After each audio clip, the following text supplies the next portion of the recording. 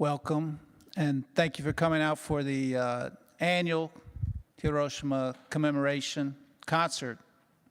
I want to thank several people today, but today we have a privilege to hear world premieres and to take time to reflect and dedicate ourselves. I want to thank Rocco DiPietro and all the musicians, David, everybody in the room that has participated in the past concerts and in this one this year. Do we remember? Do we remember?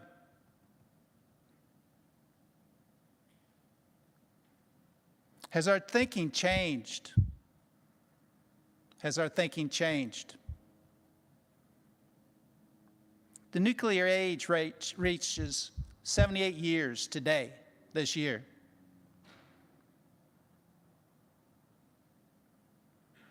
I want to end with my welcoming with an Einstein and Bertrand Russell statement. Remember your humanity and never forget it. I think all of us have woken up from a strangest dream, that this has all been a nightmare, but it's not. But our dream is that we wake up and the world has decided to end war and oppression and all the other dastardly things that humanity does to each other.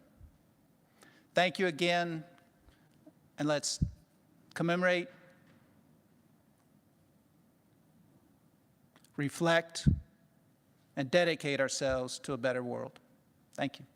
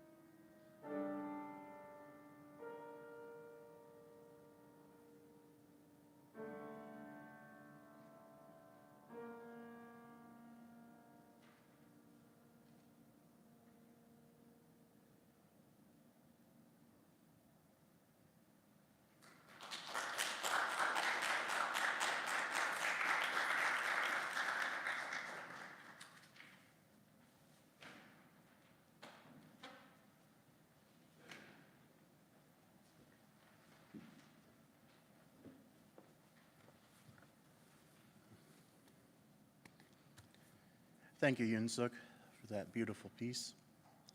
For anyone who doesn't know me, my name is Dr. David Nelson Tamasachi. I'm the Director of Music here at University Baptist Church. For far too many, the names Hiroshima and Nagasaki have been relegated, diminished, beatified, and locked away into the ever-palatable and thus readily ignorable conceptual box known as history. History with a capital H. Tragic history, yes, but past history, something that happened. We learn the facts that in 1939, Leo Szilard and Albert Einstein warned FDR of the theoretical yet highly likely possibility of weaponizing nuclear fission via uranium chain reactions. And that as a result, the United States government, in the first of many atomic races, this one against Germany, developed the first atomic bombs with the Manhattan Project. That on July 16, 1945, at 5:29 a.m. local time, our species entered a new stage of existence with the first successful detonation of the test bomb, codenamed Trinity, in an explosion equivalent to 25 kilotons of TNT. That a few weeks later, on August 6, 1945, at 8:15 a.m. local time, the bomber, the Enola Gay, dropped the atomic bomb Little Boy on the city of Hiroshima, Japan, resulting in an explosion equivalent to 16 kilotons that destroyed everything within a 1-mile radius, spread fires across 4.4 square miles, and killed an estimated 66 up to 140,000 people. And that 3 days later, at 11:02 a.m. local time, the B-29 bomber Bockscar dropped another Fat Man-designed plutonium core atomic bomb on the city of Nagasaki, Japan, detonating in an explosion with the equivalent energy of 21 kilotons of TNT, spreading destruction across a 1-mile radius, and killing at least 35,000 and injuring another 60,000. We learn these facts and then we move on. We mourn the dead, somewhere between 129,000 and 226,000 people. We decry the tragedy, we denounce the murder, but we move on, having framed the events of Hiroshima and Nagasaki as past history. But I think we've lost sight of one of the important and urgent facets of these events. The atomic bombings of Hiroshima and Nagasaki marked perhaps the beginning of the end of our species. Much has been written of the benefits of life within the nuclear age, and indeed, many of today's technologies that are direct ancestors and derivatives of the insights of the same nuclear and quantum physics which created these weapons, are truly remarkable, to the point of unfathomable, when viewed with respect to the essential nature of human existence for the vast majority of our time on this planet. The rate of technological and scientific advancement from the late 19th century on has accelerated at an ever-accelerating rate, to the point where it is not hyperbolic to state that there's a significantly greater difference in the basic reality of life between two people born 10 years apart now, than between two people born 100 years apart anytime prior to the mid-1800s, or even 1,000 years apart prior to the 1600s. Yet for all the good fruit these vines have wrought, even were we to forgive or at least qualify the loss of life that was the price for these innovations, 78 years ago, mankind simultaneously planted the seeds of its likely demise. Today, the nuclear club, the nation-states that have either officially divulged their possession of nuclear weaponry or are heavily suspected to, consists of the US, Russia, the UK, France, China, India, Pakistan, North Korea, and Israel. At the climax of nuclear proliferation during the Cold War, in 1986, there were 70,300 active nuclear weapons in existence across the planet. Over the course of mankind's nuclear age, we have conducted 2,056 nuclear tests of those weapons. After some efforts towards deproliferation, as of 2019, there are still approximately 3,750 active and deployed nuclear warheads, and a heart-stopping 13,890 total nuclear warheads in existence. And the power of these atomic bombs are several orders of magnitude greater than the comparably paltry explosions of Hiroshima and Nagasaki, or even the more powerful Trinity test explosion, all of which ranged between 16 and 25 kilotons. The United States Operation Greenhouse tests of 1951 upped the yield of uranium core atomic bombs to 225 kilotons. Operation Ivy of 1952 saw the first successful test of a thermonuclear or hydrogen bomb named Mike, with a yield of 10,400 kilotons, or 10.4 megatons, 500 times more powerful than the Nagasaki explosion. Operation Castle of 1954 would up this yield to 15 megatons. And in 1961, Russia set the world record with AN-602, a hydrogen bomb codenamed the Tsar Bomba, with a yield of 58 megatons of TNT. It is hard to fathom and comprehend this power. 58 megatons is almost 3,000 times as powerful as the explosion in Nagasaki. Perhaps these figures will help put the Tsar Bomba test explosion into context. The flash of light of that explosion was visible 620 miles away. The mushroom cloud rose 42 miles high. That's about 7 times the height of Mount Everest. Glass shattered in windows as far as 480 miles away. The shock wave from the explosion generated a seismic wave in the Earth's crust that circled the globe 3 times before it dissipated. And as a reminder, as of 2019, there are 13,890 total nuclear warheads in existence. Are, as in present tense. This is our current threat. This is the dark cloud that shadows the present moment, of which I hope we are all aware.